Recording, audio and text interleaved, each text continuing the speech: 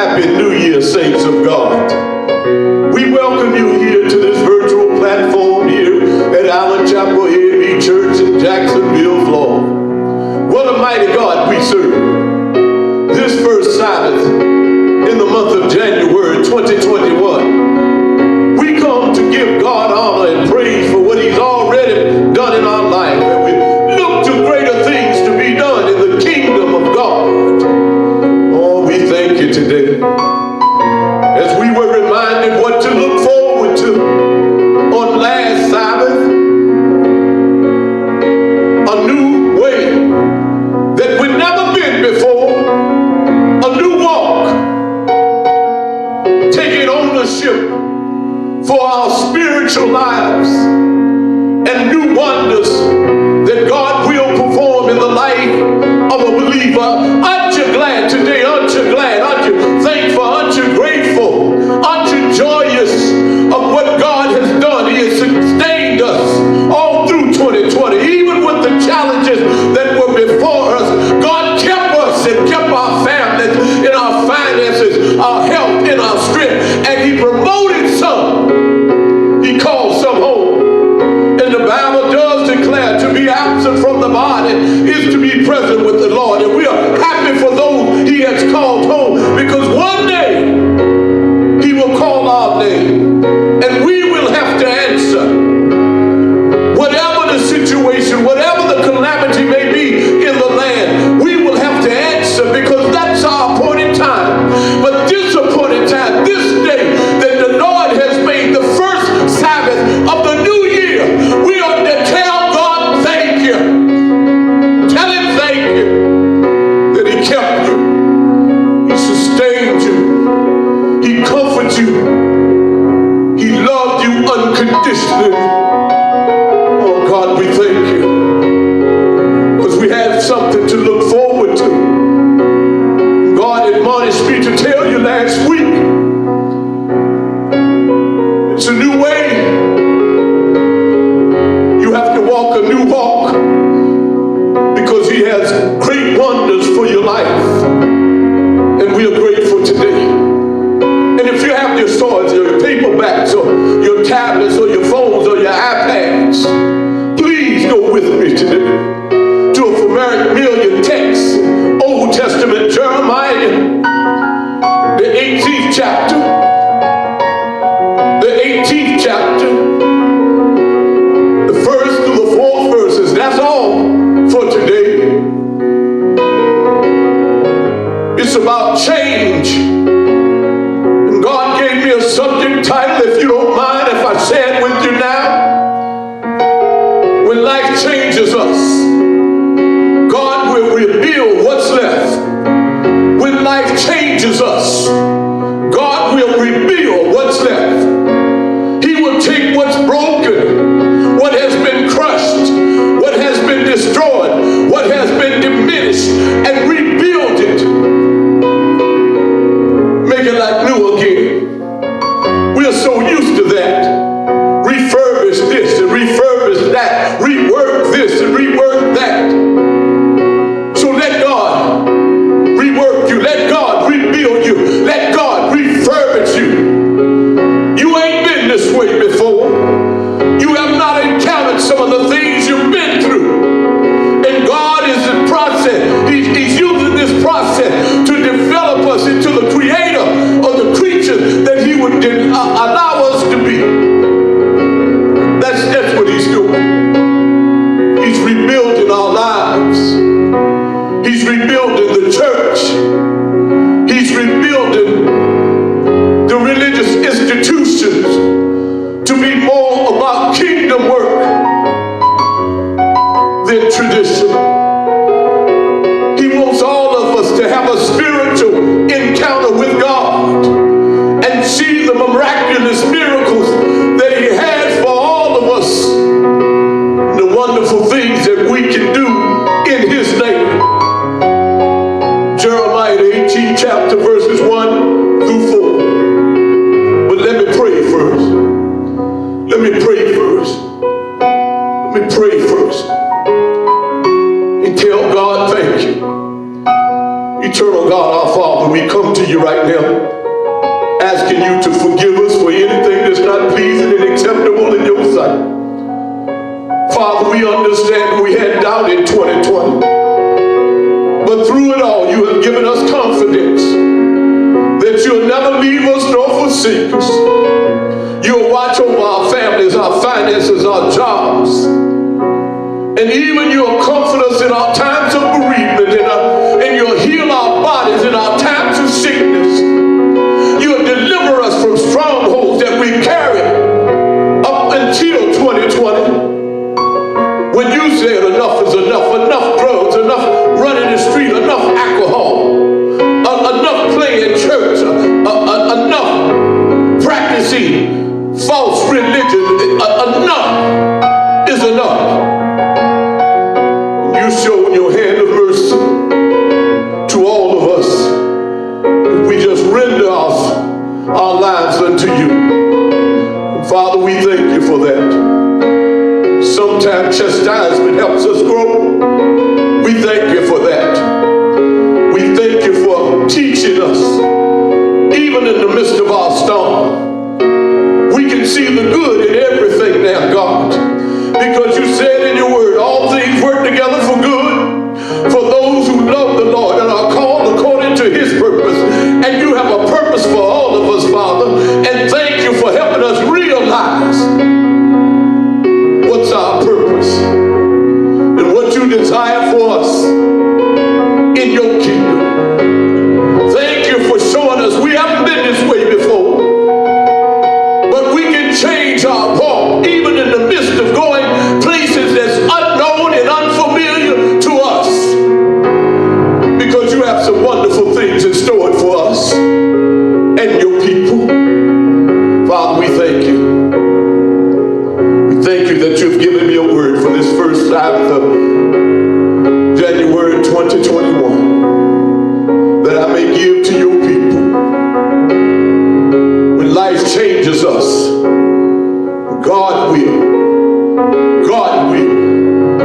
No one else, no circumstances, no difficulties, no challenges, no stronghold will rebuild us like you rebuild us. But through it all, Father, we're going to lean and depend on you. And we understand that it's a process, and some things we have to go through. And you use this parable here, or this metaphor, or these events in the book of Jeremiah, the 18th chapter, to help us understand our relationship with you and what you desire from us, because we are fragile, we are broken, we are cracked in some areas of our lives, but you're the potter and you know how to put us back together again just the way you have designed us to be. Father, we thank you for that. We thank you for that. This we ask in Jesus' name. Jesus' name. In Jesus' name. Sometimes we don't call him enough. In Jesus' name. In Jesus' name. We will live and not die. In Jesus' name. We're the head and not the tail. In Jesus' name. We are trusting when we can't see him. In Jesus' name. We pray. Amen. Amen. See, in chapters 18 and 20, Jeremiah has a ninth message, was a series of parables and events that climaxed the first section of the book of Jeremiah. Let me read it to you. Jeremiah 18, 1 and 4 says, the Lord gave another message too. He said, go down to the potter's shop, and I will speak to you there. So I did as he told me, and I found the potter working at the wheel. But the jar he was making did not turn out right. as he had hoped. So he crushed it into a lump of clay again and started over. Let me read it one more time. The Lord gave another message to him. And he said, go down to the potter's shop. I'll speak to you there. So I did as he told me, and I found the potter working at his wheel. But the job that he was making did not turn out as he had hoped. So he crushed it into a lump of clay again and started over. See, God sent Jeremiah down to the potter's house to reveal more of himself in a very tangible way. That's why he sent him down there. See, at the potter's house, the potter represents the Lord, and the clay represents Judah or Israel or us, the people of God. That's what the clay represents. See, when we're dealing with clay, clay is not easy to work with. Before clay can be upon the wheel, it must be properly prepared. And some things, before we can be the vessel that God wants us to be, we have to be properly prepared. Oh, God, talk to me. See, we must be flexible enough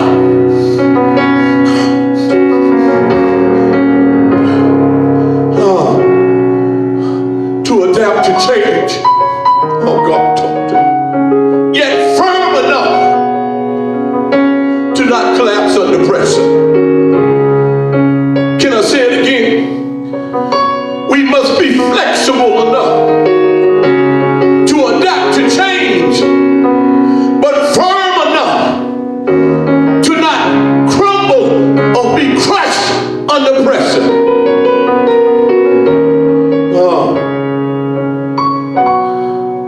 See, like clay, like us, God can begin to remake us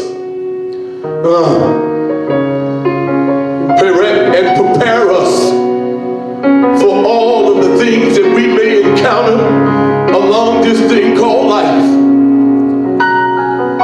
See, God uses our life as a classroom, guiding us into his truth, into his purpose for our lives. Every event, every hardship, every sin, every success is a part of our spiritual lessons in this life. Oh, God. See, learning these lessons require being able to see the situation through the eyes of God. These lessons require us to be able to see situations and circumstances, difficulties and challenges through the eyes of God and not through our carnal eyes. And we can't see or determine what God is trying to do in our lives unless we seek him and humbly submit our lives to him, that he may change us into the vessel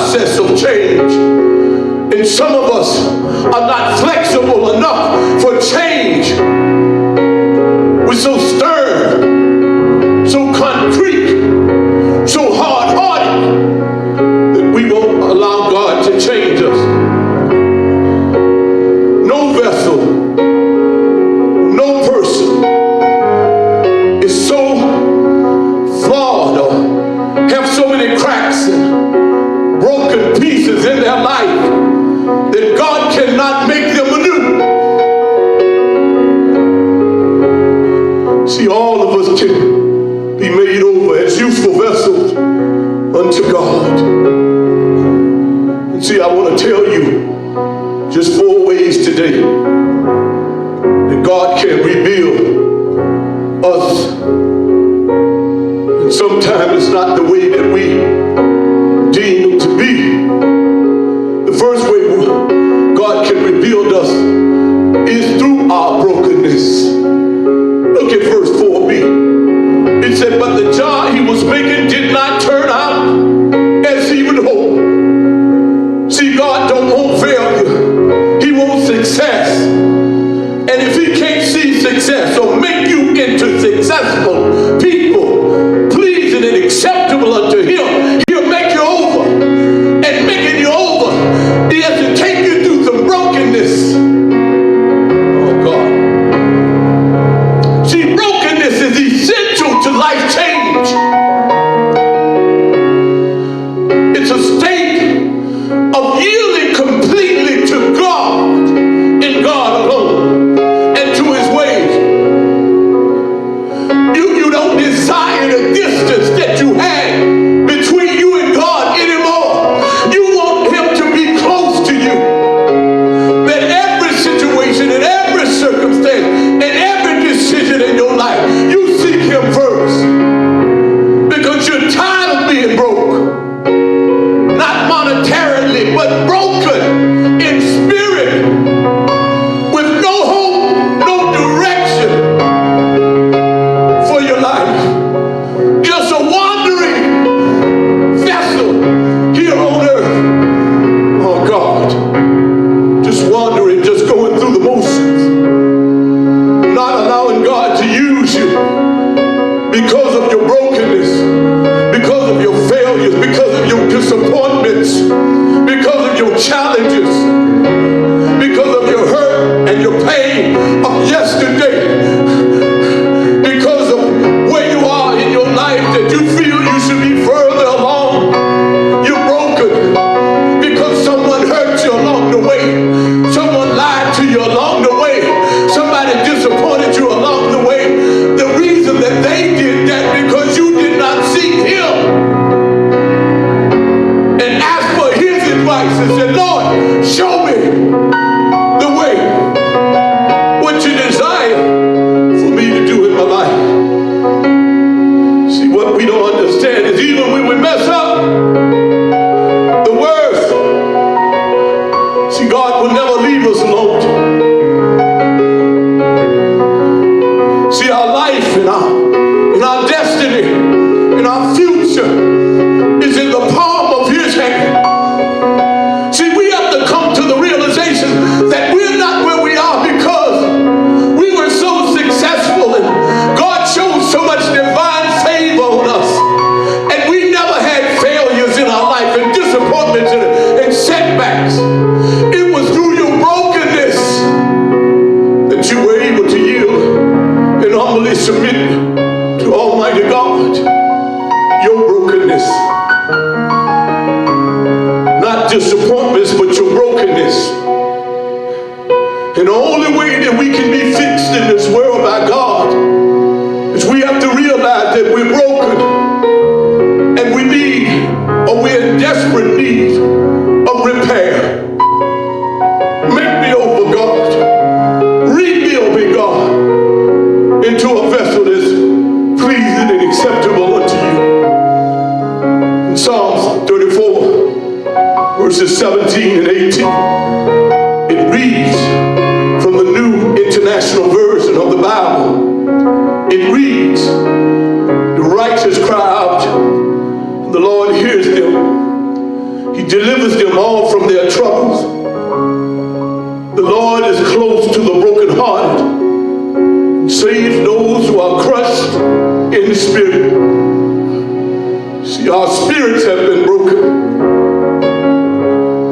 because we did not seek God. We seek man or woman for clarity, direction, for confirmation, for gratification.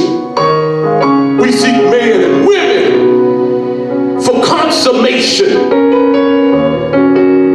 not knowing and not understanding that God is the confirmer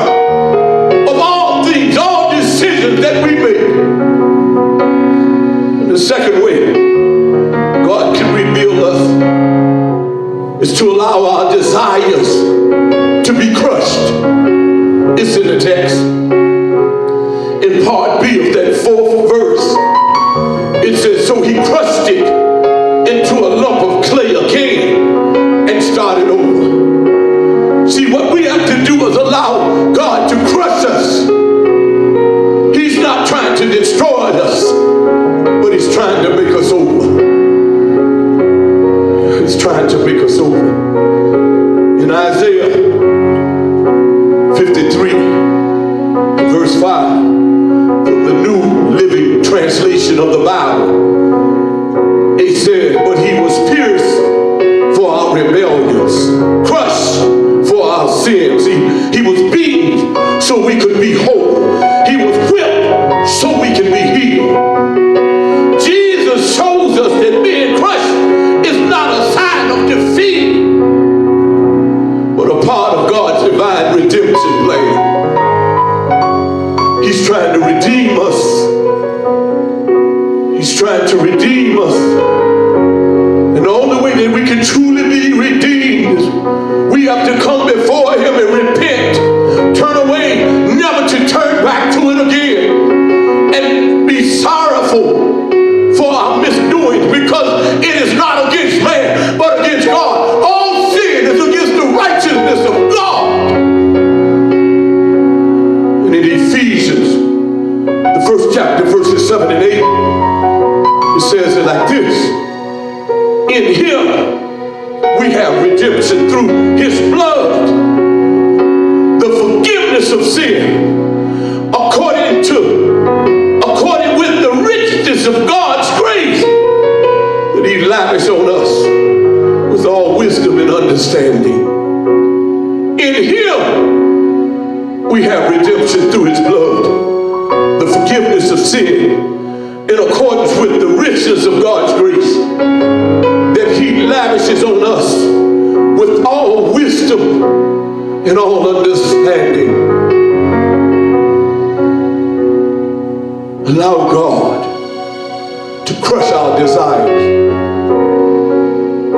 which only means that allow God to destroy that sinful nature, that we walk around in these carnal bodies trying to do spiritual things. And God has already told us he can't dwell in unclean places. So allow him to destroy that sinful nature.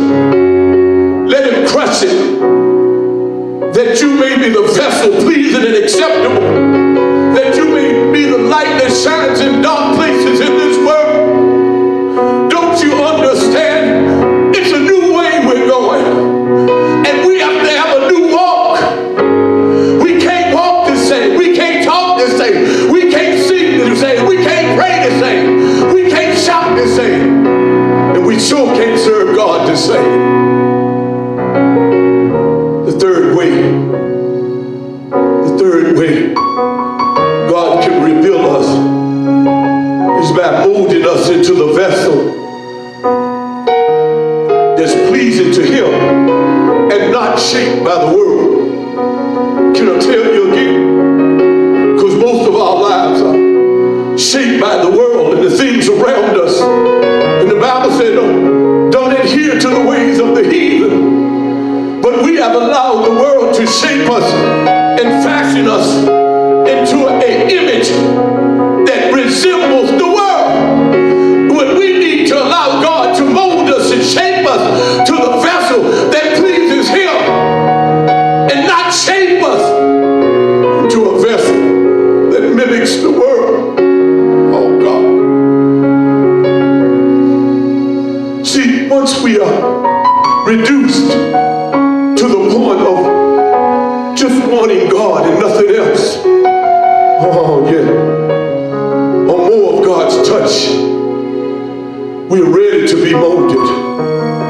When we are reduced to the point of wanting nothing more than God, or more than God's touch, every area of our life, we want God to touch it. God, touch my children, touch my finances, touch my job, touch my health, touch my loved ones, touch my my enemies. Then God can mold you to the vessel that's pleasing and acceptable unto Him. Don't waste time this year. It's a new way of worshiping Him. It's a new way of praying and interceding for your brothers and sisters. It's a new way of honoring God. Not just with our resources, but with our lives. Give Him your life. Let Him use it as a living sacrifice, holy and acceptable only to Him. Stop trying to please the world. Stop trying to please God. Let God make you over. Let Him make you over. Let Him make you over. The beauty parlor can't do it.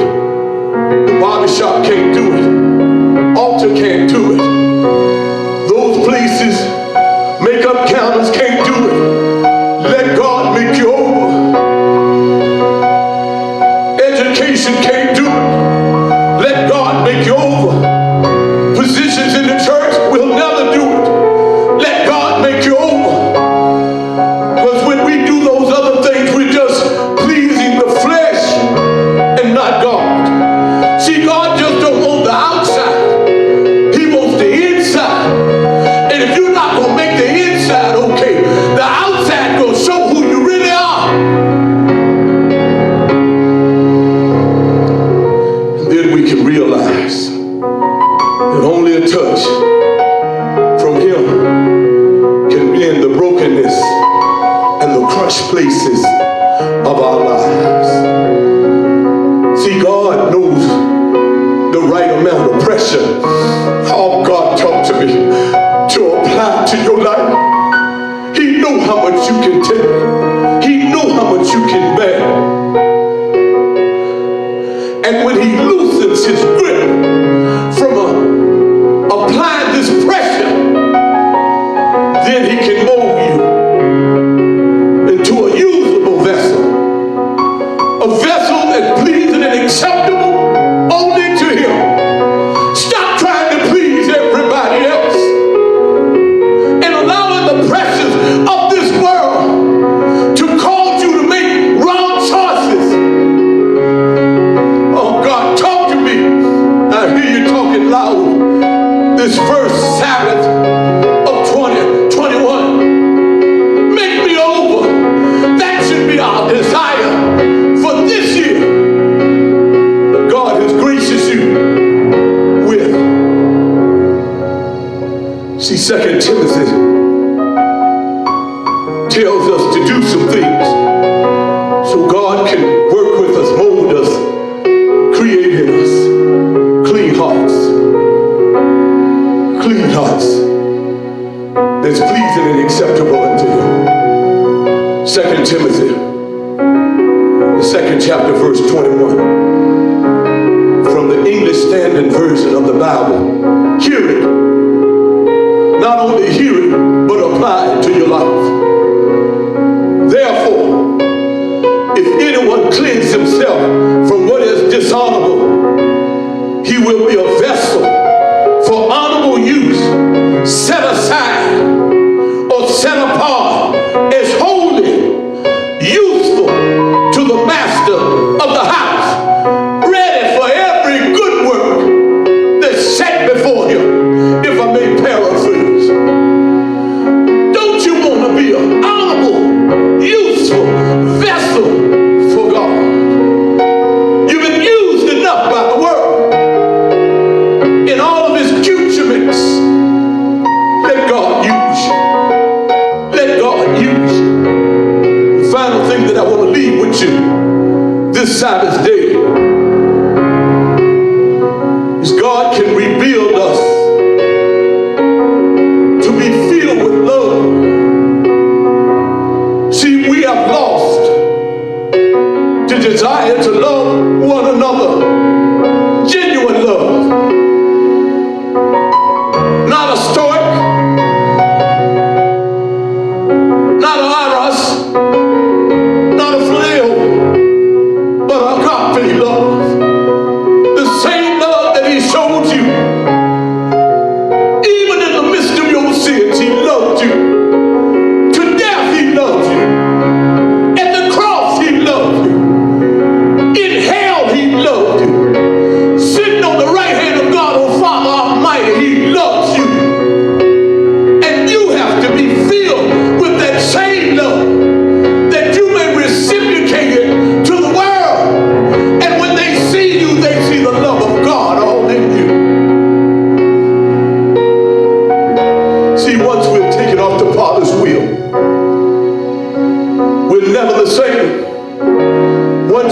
encounter with Almighty God. See, that's what Jeremiah was having, an encounter with God. See, the Lord was the potter, and he gave him this picture of this clay that had to be properly prepared. It had to get ready to be put on the wheel so it can be shaped. And as he looked at this clay and he tried to form it into a vessel that's pleasing and acceptable unto him, he saw some imperfections. So he crushed it, or he broke it, and he started over again. Let God start over again. See, what you think you are is not what God would have you to be. Stop trying to put up this facade for the world to see a hidden, fragile person hurt, grieving, shameful, disgusted with yourself. But yet, the world sees an image that's not you. Once we are taken off the potter's wheel, we're never the same. See, instead of God sending you out just like you are, He has to deposit something into you. And He has to deposit a part of Him. And the greatest gift that He can give all of us in this world today is love. An unconditional love, an agape love that we can show unto the world. That no longer we will conform to the ways of the world. No longer shall our desires mean anything to us, but God's desires should mean everything to us. No longer shall we be broken because change is coming about in our lives. See, God fills us with His Holy Spirit so that we may pour out His love, His truth into the lives of others. See, God leads, guides, and directs us that we may pour out a part of Him into the lives of others. It's something that we can't do on our own. We don't have the ability because it's a gift of God. And I understand you received a lot of gifts on Christmas Day, and some may not have received anything. But the greatest gift that you can receive in this season, as we approach Epiphany, is love. Love. Love. It does not suggest that you have reached perfection or have arrived, but rather you are now ready. Ready for the purpose that you were created for. God had a purpose for you. God had a purpose for you. God had a purpose for you. And when life changes us, God will rebuild what's left. See, God can use every part of you. Even the broken, even the crushed, even the fragile parts of you, if you want to be used. In Acts, 1st chapter, verse 8, Jesus gave His apostles a great commission before He ascended into heaven, and now He sits on the right hand God of the Almighty. And it reads from the English Standard Version, Acts the 1st chapter, verses 6 through 8. Listen closely. Listen closely. It's no time to look back, but to move forward. So when they had come together, they asked Him, Lord, will you at this time restore the kingdom of Israel? And He said to them, it is not for you to know the time or the season that the Father has fixed by His own authority. But you will receive power when the Holy Ghost comes upon you, and you will be witnesses in Jerusalem, in all of Judea,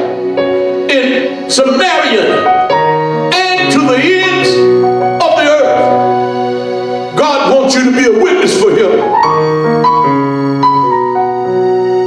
When life changes us, God can reveal what's left, that you may be a living witness, holy and acceptable unto God. And he won't leave you alone. He gives you a comforter, a chastiser, someone that gives you direction and clarity, that the decision that you make in your life for the kingdom will give him honor and glory forever. Let him reveal your brokenness.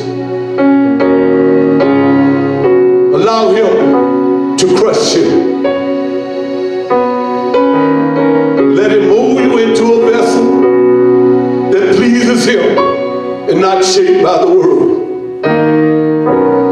And let him fill you with his love. There may be somebody here today, this first Sabbath of this new year, said, Reverend Washington, I thank you today for reminding me when my life changes and everything around me changes in this world, God will rebuild me or make me over into a vessel that's pleasing and acceptable unto him. But he's not just making me over, Reverend Washington. He wants me to go out and to be a witness to the world, to who he is and what he stands for. He wants me to let my light so shine that men and women may see my good works and give him the glory. He wants me to be a usable vessel, not one just to sit on the shelf and do nothing, but serve a purpose in this world, that when we get to the last days, he'll say, well done, my good and faithful servant. Well done. You fought a good fight. You've been through the storms. You ran a good race. Come on in. I'm pleased with you. So if you're here today, the Bible said all you have to do is confess with your mouth and believe in your heart that God has raised Yeshua from the dead and you can be saved. Do you want to be saved today? Salvation is available for you. It's free. It's free for you today. It said conform not to the ways of the heathen, but conform to the ways of God. Seek him and everything else will be added. Seek him and your home and your relationship will come together. Seek him and he'll restore your finances. Seek him and he'll heal your body. Seek him and he'll bring unity to the body of Christ. Seek him. Stop making excuses why I cannot. Why you cannot. Stop making excuses why you cannot. I'm not ready yet. He said, come as you are. He said, I'll make you ready. I'll rebuild your life into a vessel that's honorable to me and me alone. That then you will give me glory and man none. So until we see you again here on this virtual platform, be blessed. And for those who commemorate his death, his burial, and his resurrection, through the breaking of the bread and the drinking of the wine, and communing with him on this day, be blessed but be safe. Wear your mask, wear your gloves, wash your hands, that somebody else may live and come to the reality that Jesus lives and he is the sustainer. Happy New Year! Happy New Year! In Jesus' name, amen.